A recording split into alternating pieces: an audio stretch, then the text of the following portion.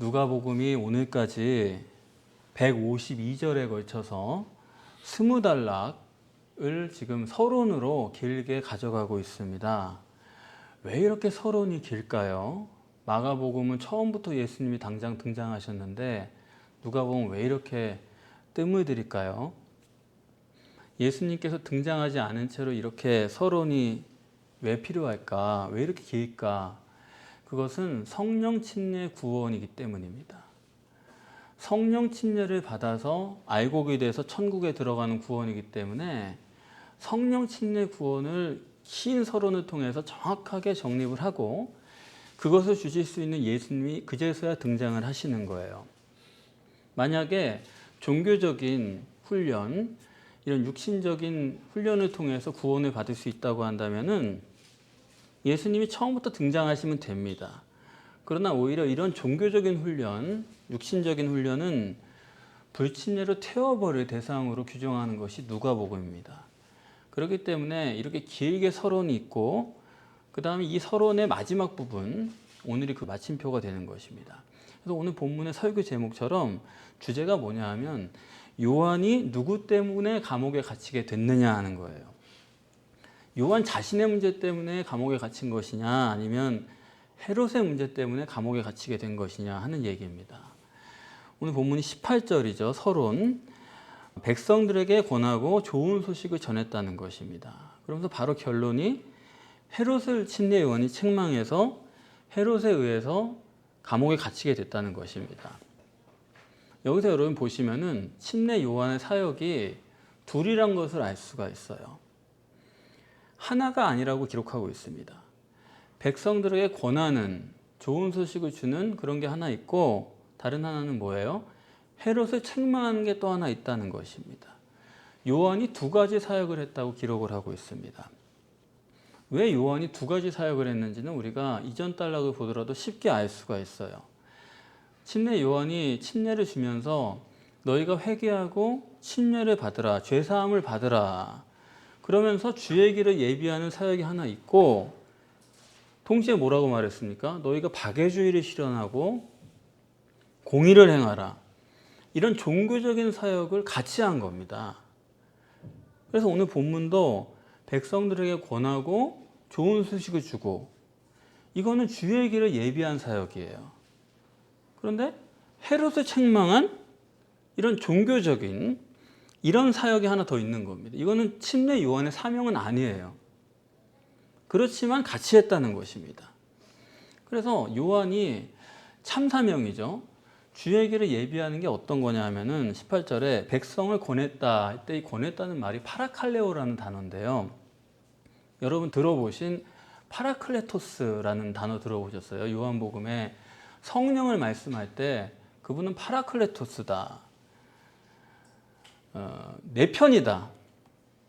내 변호사고 내 상담자고 보호자다. 파라클레토스. 그것의 어원이 파라칼레오입니다.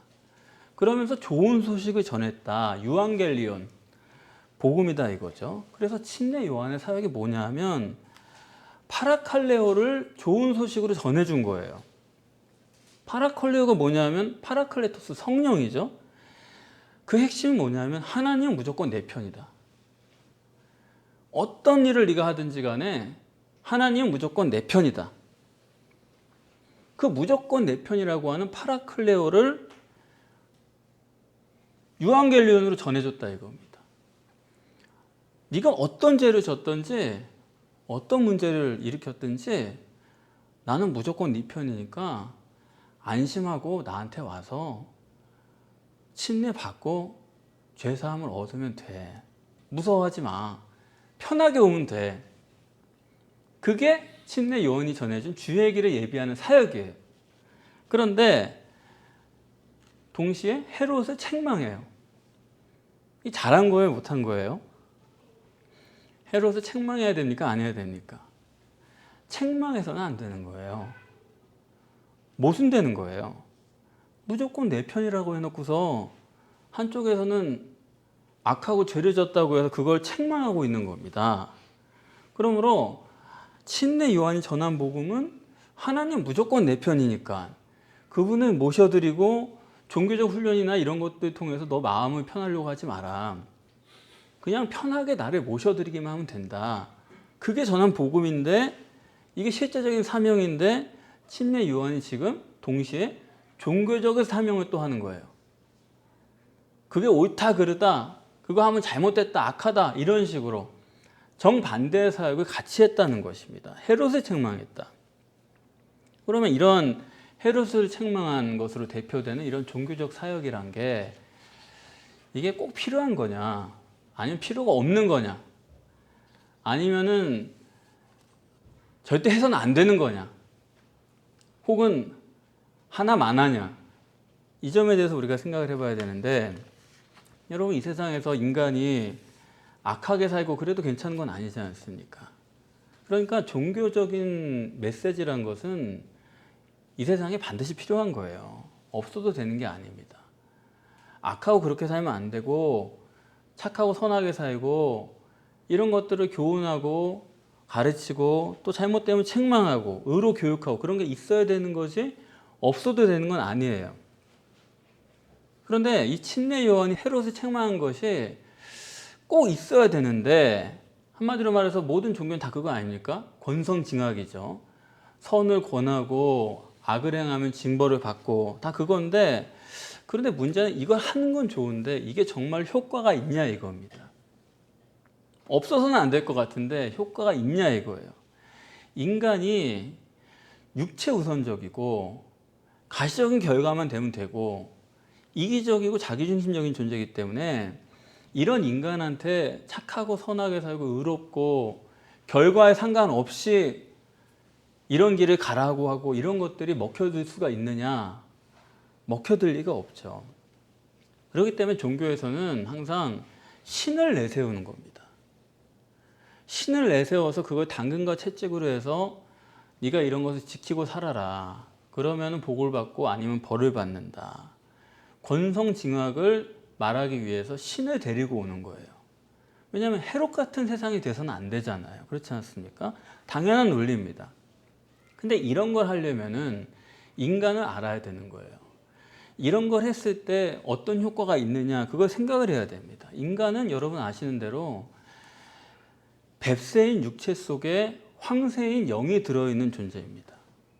인간은 이렇게 이중 존재예요. 그런데 이중 존재인데 그 둘 중에 주체는 초월적인 영이에요. 그러니까 여러분의 정신활동이든 육체활동이든 그 모든 인간활동의 주체는 영입니다.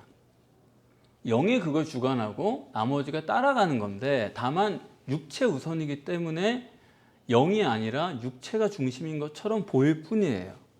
그렇기 때문에 모든 주도권은 영에 있는 거고, 초월적인 영이 육체를 바꾼다는 것은 논리가 되지만은 육체를 바꿔가지고 육체 훈련을 해가지고 그 속에 있는 영이 바뀐다는 논리는 이거는 처음부터가 성립이 안 되는 논리입니다. 다시 말해서 인간이 이런 눈에 보이는 종교적인 훈련과 또 가시적인 그런 활동, 종교적인 교훈을 통해서 인간을 바꿀 수 있다고 그런다면은 그거는 그 사람이 영이 없는 거나 마찬가지예요. 이 겉의 것을 통해서, 겉에 보여지는 것을 통해서 영이 바뀔 수 있다고 한다면은 그거는 영이 없거나 그 사람이 영이 죽어 있는 거지, 영이 주체라고 한다면은 그거는 있을 수가 없는 일입니다. 이게 바로 지금 헤롯이 침례 요한을 가뒀다는 의미예요. 헤롯은 누구냐? 육체 우선이고 가시적인 결과가 기준이고 이기적이고 자기중심적인 인물입니다. 그것에 의해서 침례 요한이 갇히는 거예요. 다시 말하면은 책망을 했죠. 종교를 가지고 했지만은 육체가 종교보다 센 거예요.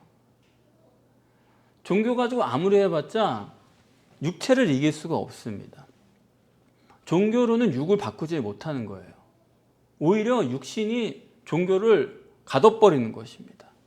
그래서 흔히들 교회도 가고 뭐 어디 절도 가고 앉아 있지만은 그게 보기에는 바뀐 것 같지만은 시간이 지나고 실상을 들여다보면 바뀌는 사람 없어요.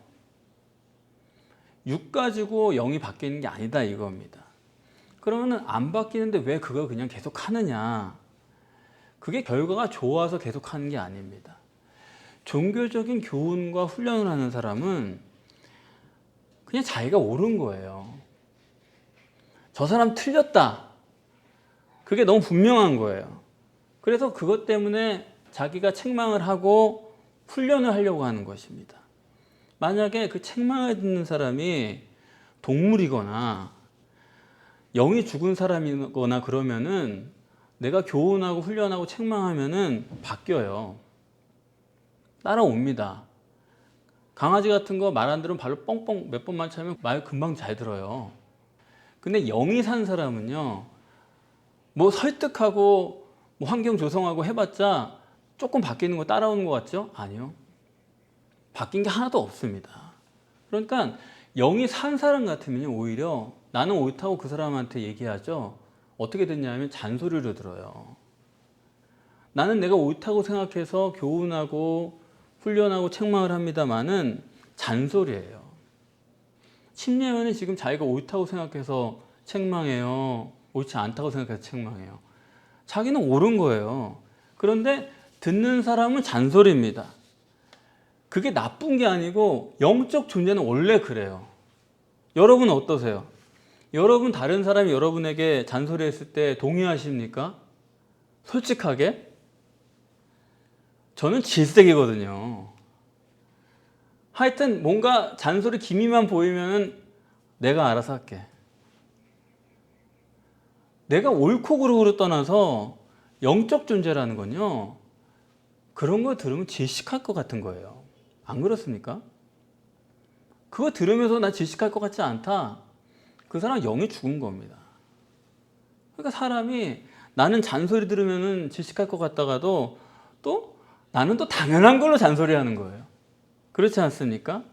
우리가 자식한테도 나는 옳다고 생각해가지고 잔소리를 해요. 근데 잔소리 듣는 사람은 그 뭐 듣지도 않을 뿐더러, 아이고 우리 자신을 보세요. 잔소리 하는 사람 치고 잔소리 듣기 좋아하는 사람 전 한 사람도 못 봤습니다. 왜냐하면 그 잔소리라는 게 들으면 들을수록, 교훈과 책망이라는 게 들으면 들을수록 자꾸 내 영이 가둬지는 거거든요. 사람이 그걸 본능적으로 알아요. 싫어합니다. 그래서 이런 종교적 교훈이라든가 훈련이라는 것은 하면은 뭐 해야 되느냐? 아니요. 하면 어떤 문제를 초래하냐면, 여기 보니까 육이 영을 가두잖아요. 그걸 가시적으로 헤롯이 침례 요한을 옥에 가둔 걸로 표현을 한 겁니다. 종교적 교훈을 하면 할수록 어떻게 되냐면 육이 영을 지배하려고 들어요. 그게 따라가는 게 아니라 반발을 합니다. 그래서 종교적 교훈과 훈련을 하면요, 인간은 육체 우선이기 때문에 그 무한한 그 속에 있는 초월적이고 자유한 영을 자기의 제한된 욕구에 맞추려고 하는 그런 모습을 보여줘요. 이게 오늘 침례에 오늘 옥에 가뒀다는 겁니다. 듣기는 싫으니까 그거를 내 구미에 맞게 바꾼다고요. 그래가지고 다른 기능을 못하게 만들어요. 그냥 그거로만 길을 들이는 거예요. 그래서 종교적 교훈과 훈련을 하면 할수록 자기의 영이 자유케 되는, 바로 되는 게 아니지. 그런 거 듣는다고 사람 영이 바뀌는 게 아닙니다.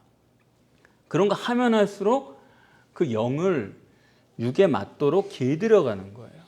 그래서 그거에 맞춰가지고 그만큼은 기능을 잘하지만 자기의 초월적인 기능, 어떤 놀라운 부분들을 사람들이 가지고 있는데 그거는 제한되거나 질식되거나 죽어버리는 거예요.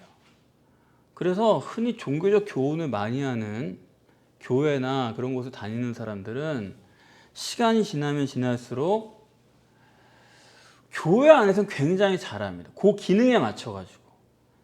근데 거기를 벗어나는 순간 별 의미가 없어지는 거예요. 기능이 다 죽어버리는 거예요. 이 점이 무서운 겁니다.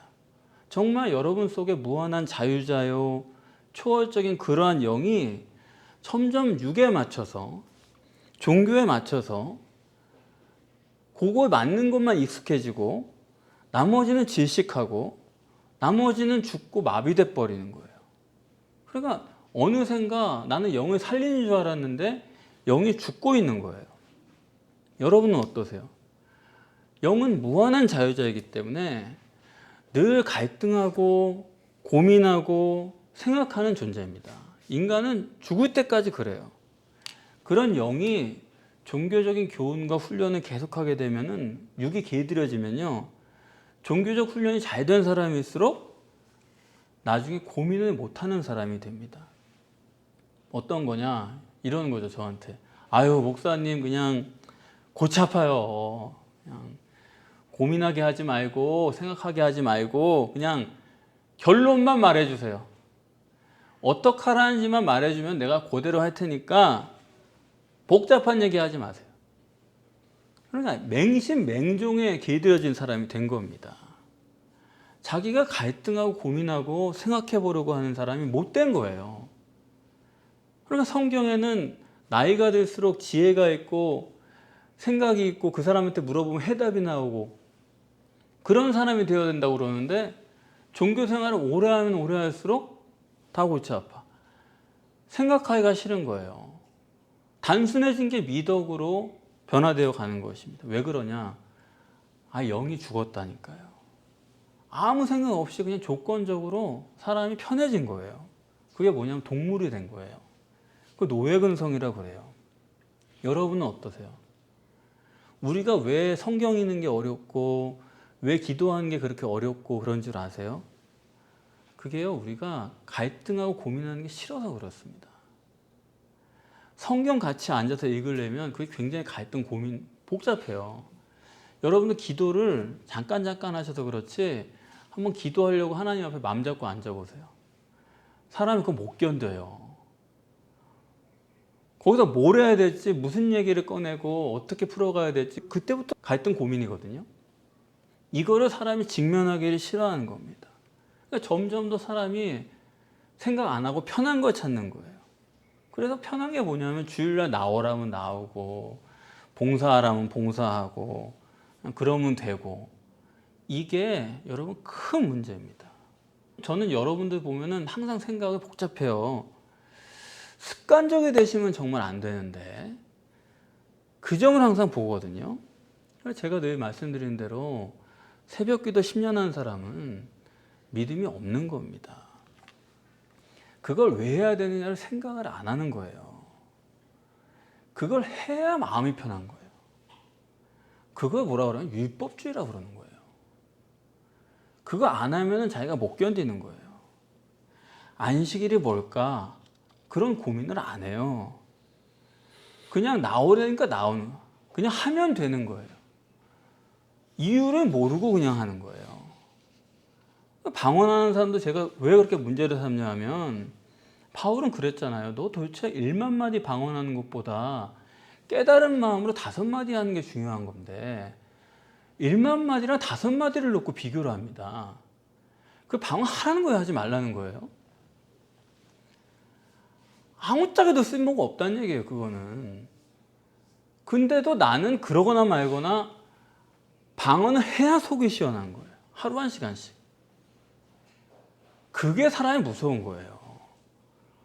그런 육신적인 훈련에 길이 든 사람은 하나님과의 실질적인 관계를 못 한다니까요. 왜 예수 이름으로 기도합니까? 써 있으니까요. 아니, 왜 예수 이름인지 그게 의문이 안 갑니까? 심각한 거예요. 어떻게 예수 이름을 기도하는 왜 그런 걸까에 대해서 생각을 안 날 수가 있어요? 궁금하지 않을 수가 있어요?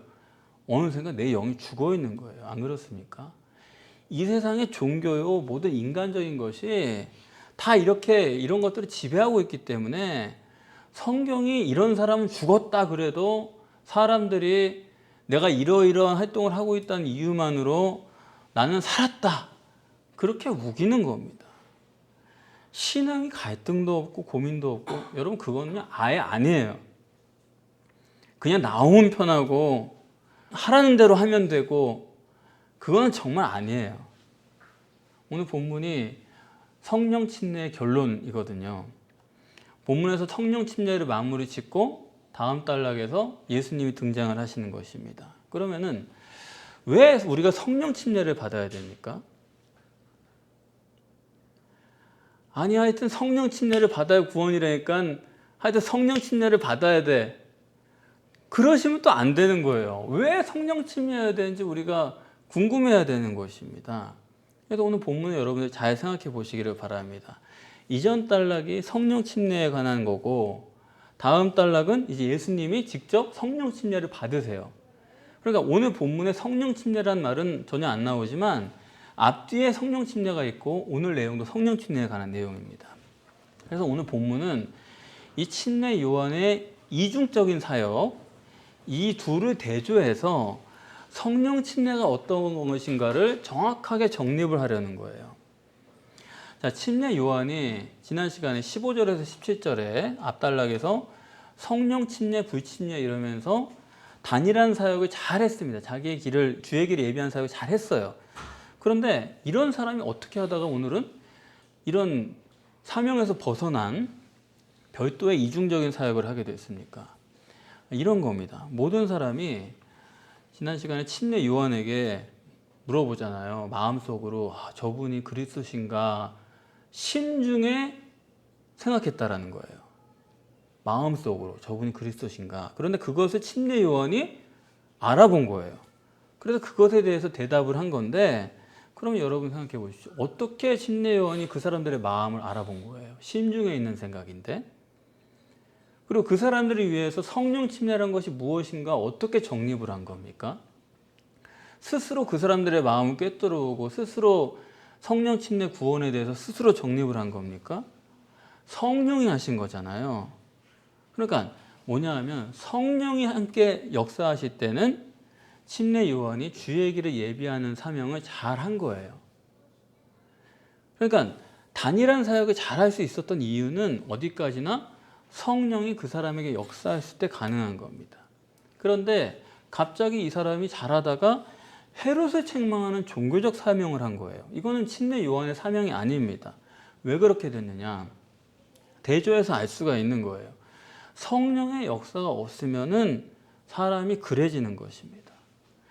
성령이 역사해야지만 주의 길을 예비하는 사역을 할 수 있고 성령이 역사하지 않으면은 인간은 어떤 사람이라도 다시 종교적인 본능으로 돌아가 버리고 마는 거예요.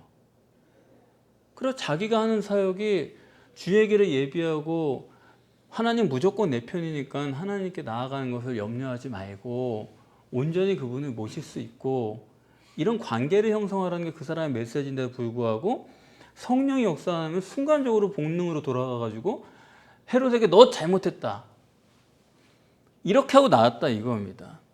그러니까 오늘 본문의 침례 요한의 이런 이중 사역으로 정립하고자 하는 것은 성령이 당신에게 역사했느냐 안 했느냐 이 점이에요. 사실 이것은 성경에도 그대로 적용되는 부분입니다. 성경은 여러분 두 가지를 기록합니다. 항상 이 성경의 이중성이라고 하는 함정이 있어요. 성경은 하나님을 알고 믿으랍니다. 출애굽할 때도 그 재앙을 하고 나면 항상 하는 말이 하나님을 알고 믿으라잖아요. 그렇기 때문에 그 제1계명부터 4계명까지도 하나님을 알고 믿으라 그런 겁니다. 그런데 성경은 그것만 써있질 않아요. 항상 이중이에요. 뭐가 써있냐면은 사람 계명이 같이 써있는 겁니다. 그게 바로 종교죠. 살인하지 말라, 간음하지 말라. 그러니까 헤롯에게 책망하는 그런 내용들이 같이 성경에는 기록이 되어 있어요. 성경은 이렇게 항상 이중으로 기록이 되어 있습니다. 그러면 간단해요. 성령이 역사해서 성경을 보면 어떻게 되느냐? 성경이 어떻게 읽히냐면 하나님을 알고 믿으라 이렇게 읽혀요. 근데 성령이 역사하지 않은 채로 성경을 읽으면은 그걸 종교적으로 해석하게 되어 있습니다. 하나님의 성경은 그렇게 일부러 써놓으셨어요. 하나님이 너와 함께 하시기만 하면 된다. 그러면은 나머지 살인하고 도적질하고 간음하고 이런 거는 너에게 해당이 없다. 성령이 역사하시면 그렇게 성경이 읽힙니다. 그렇기 때문에 네가 오직 하나님과만 함께 해라. 그것만 신경 써라. 그거 외에 나머지는 없다. 이렇게 읽혀요. 이렇게 해석이 되면 뭐예요? 성령이 역사한 성경 읽기가 되는 것입니다. 그런데 성령이 역사 안 하시는 성경을 읽으면은 사람 계명을 읽으면서 그거 네가 지켜라. 그거 왜 안 지키냐? 이렇게 익히는 겁니다. 그래서 침례 요한도 잠시 잠깐 그냥 성령이 없으면은 너희들 박해주의 실현하고 옷 나눠주고 밥 나눠주고 공의를 실현하고 왜 안 하냐? 그리고 책망을 한 거예요. 그러니까 성령이 역사하시면 복음을 말하고 하나님만 함께 하면 된다. 이쪽으로 나가는 거고, 성령이 역사 안 하시면은 언제나 종교로 네가 해라, 네가 왜 안 하냐, 이렇게 나가게 된다 이겁니다. 사도행전에 보면은 아볼로라는 사람이 나오는데 그 사람은 성경에 능한 사람이어가지고 구약 성경만 가지고 예수 그리스도를 증거한 사람이에요. 그런데 사도행전 보면 그 사람이 전한 것은 오직 요한의 침례뿐이더라 그랬습니다. 그 무슨 말입니까? 어느 신학자라도 성령이 역사하시면 그 사람은 종교밖에는 말을 못한다 이 얘기입니다. 어느 신학자라도 성령이 역사하시면 성경을 읽으면서 종교적으로만 보는 거예요. 그 증거가 뭐냐면 그 다음 달링의 사도행전 19장에 보면은 바울이 아볼로가 사역하던 에베소에 도착을 하는데 가니까 사람들이 그러는 거예요. 성령이요? 그거 말도 못 들어봤습니다. 그러니까 아볼로는 성령 없이 사역을 한 거예요. 종교적으로만 사역을 한 것입니다. 그래가지고 바울이 깜짝 놀라죠. 그래서 바울도 아니고 같이 갔던 평신도인 아굴라 브리스길라가 에베소 사람들에게 성령에 대해서 가르쳐주고 성령을 받게 하지 않습니까? 여러분, 성경은 전체가 하나님을 알고 믿어라. 하나님과 함께하기만 하면 된다. 그게 성령이 역사하시면 읽히는 성경이에요. 근데 성령이 역사 안 하시면은 사람들이 뭐라 그러냐면 하나님 말씀대로 살겠습니다. 그래요. 하나님 말씀대로 살겠습니다. 이게 성령이 없는 사람의 생각입니다. 성경은 절대로 여러분이 말씀대로 살라고 써있는 책이 아니에요. 그거는 아볼로 얘기입니다. 성경은 오직 하나입니다. 하나님을 알고 하나님 믿고 하나님을 안심하고 모시고 하나님은 네가 소유해라. 주 예수를 믿으라.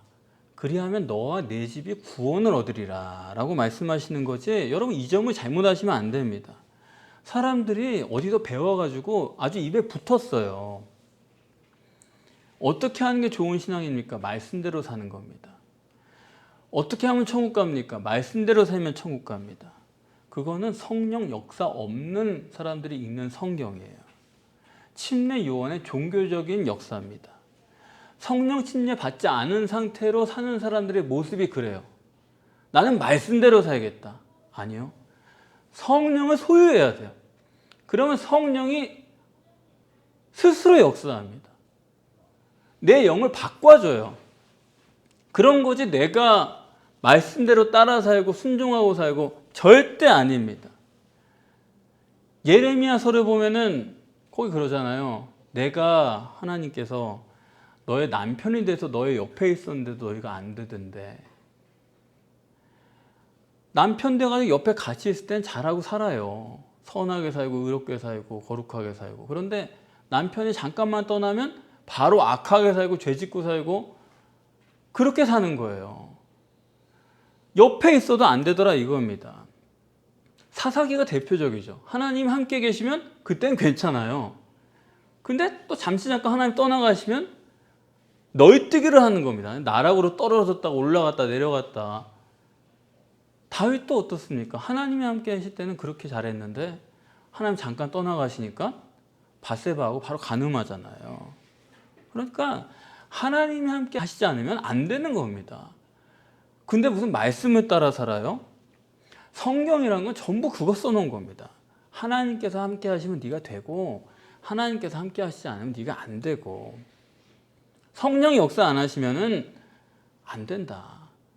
근데도 사람들이 성령이 역사하지 않은 채로 성경을 보니까 성경을 읽고 항상 하는 얘기가 이스라엘 사람 죄 짓고 그래가지고 하나님이 떠나셨고, 죄 짓고 하나님이 떠난 게 아니라 하나님이 없으니까 죄 짓는 겁니다.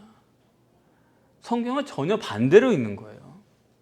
여러분, 어느 누구도 인간은 하나님 없이는 바로 살 수가 없는 것입니다. 하나님 함께 하시지 않으면 여러분 선하고 의롭게 살 수가 없는 거예요. 그런데 여러분이 이렇게 하나님께서 역사하시는 거를 생각을 안 하시면은 남들을 봐도 그렇고 이렇게 널뛰는 게 안 보이는 거예요. 그 사람과 하나님이 함께 하시느냐 안 하시느냐 그걸로 사람을 보지를 못하고 맨날 잘했냐 잘못했냐 맨날 종교적으로 보는 거예요. 무슨 우리가 말씀대로 살아요? 여러분 그거 오늘부로 아예 잊어버리세요. 그래서 오늘 본문의 주제대로 누가 침례 요한을 가뒀습니까? 헤롯이 가뒀죠. 육체 우선이고 가시적인 결과 기준이고 이기적이고 자기중심적인 인간은 결국 영을 가두는 거예요. 약육강식이고 자기 마음대로고 인간은 내 거 나눠주고 그런 거 없습니다.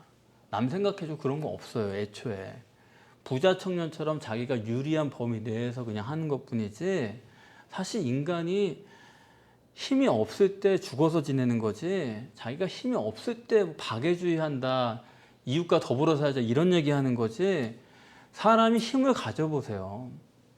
그런 거 없습니다. 그래서 오늘 본문에 헤롯이 침례 요한을 가뒀다는 것은 인간이 육체를 못 이긴다.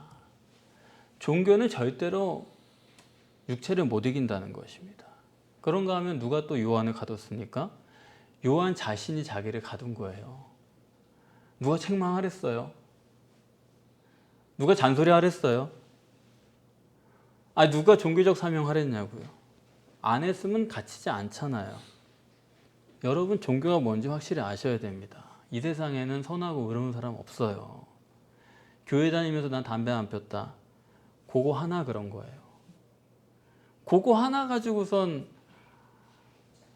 누가 옳다 그러다 그렇게 말할 수가 있습니까? 그거 하나 가지고서 내가 선하고 의로운 사람처럼 하면은 그런 채 자꾸 해버릇하면은 사람이 그 선하고 의로운 것에 묶이는 거예요. 선하고 의로운 게 중요해요. 여러분의 영혼이 중요해요.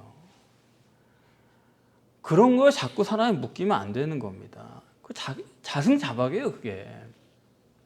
여러분이 자꾸 남을 정죄하잖아요. 남을 평가하기 시작하면은 자기가 거기에 또 묶이는 거예요. 점점 더 그게 자유를 잃어가는 겁니다. 새벽기도 10년 한 사람은 어떻게 돼요? 자기가 감옥을 만든 거예요. 그거 안 하면은 찝찝해서 살 수가 없어요. 뭐 별다른 기도 한 것도 아닌데. 안 하면 안 되게 된 거예요. 인간의 영혼을 그렇게 속박해서는 안 된다 이겁니다. 예수 이름으로 왜 기도해요? 끝에 안 하면 찝찝해서 또 자기가 자기를 가두는 거예요. 지금 기도 잘하고 하나님이랑 교제 다 했는데 거의 뭐 끝에 가서 그거 붙이냐 안 붙이냐로 고민을 할 계제가 있습니까? 율법이란 감옥이란 사실 여러분 잊지 마세요. 내 무한한 영의 자유를 자꾸만 감옥에 두는 거예요. 여러분이 하나님을 향해서 살기 위해서는 여러분이 사시기 위해서는 율법을 향해서는 죽어야 됩니다. 그래서 침례 요한은 결국 누가 가둔 거냐? 하나님이 가두신 거예요. 이런 율법은 죽어야 된다 이런 얘기입니다. 신앙과 종교는 절대로 같이 갈 수가 없어요. 영혼과 종교는 같이 갈 수가 없어요. 무슨 피로 죄사함 받고 예수 사는 삶을 본받아가지고 제자 훈련해가지고 천국 간다? 그건 여러분 사탄이에요. 그거는 성령 역사 안 하는 사람들이 그렇게 얘기를 하는 것입니다. 가만히 생각해 보세요. 종교적인 훈련하고 교훈 듣고 이래가지고 여러분의 영을 살릴 수가 있는지, 무슨 프로그램하고 경건서적 있고 뭐 기도 모임 나오고 이런 거 해가지고 여러분이 정말 변화될 수 있는지 잘 생각해 보세요. 그런 문제가 아니에요. 어느 날 성령이 여러분에게 오셔가지고 여러분의 영을 확 바꿔버려야지, 그러고 나면 알아서 기도하고 알아서 성경 읽고 알아서 하게 돼 있다니까요. 그만큼이에요. 자유할 수가 있는 것입니다. 그래서 저는 항상 여러분이 어떻게 하면 자유하실까? 그걸 고민하는 거예요. 내가 이런 말을 하면 저분들이 자유하지 못하지 않을까? 어느 만큼 해야 될까? 그걸 항상 생각하는 것입니다. 이 세상은 선하고 의로워야 됩니다. 그러나 그것은 절대로 종교적 방법으로 될 수 있는 것은 아닙니다. 오히려 주님은 그런 종교적인 방법, 율법 이런 것은 감옥에 가두어야 된다는 것입니다. 유일한 길은 성령 침례로 거듭나는 것뿐입니다. 내 육체적 활동, 정신적 활동 모든 주체가 성령이란 얘기예요. 그걸 성령 침례라고 얘기하는 이유는 그만큼 성령이 주도적이어야 된다. 잠길 정도여야 되는 거지 그냥 팔짱 끼고 걸어가는 것도 안 되는 거예요. 완전히 성령 침례, 성령께 푹 잠기는 그런 수준으로 나아갈 때 여러분이 선하고 의로운 사람이 되는 것이고 그런 세상이 만들어지는 것입니다. 종말의 때입니다. 여러분 성경의 원리대로 하나님을 아시고 하나님을 믿으시고 하나님을 소유하셔서 그 성령의 능력으로 말미암아 생명의 길, 승리의 길, 천국 가는 길을 얻으실 수 있기를 바랍니다.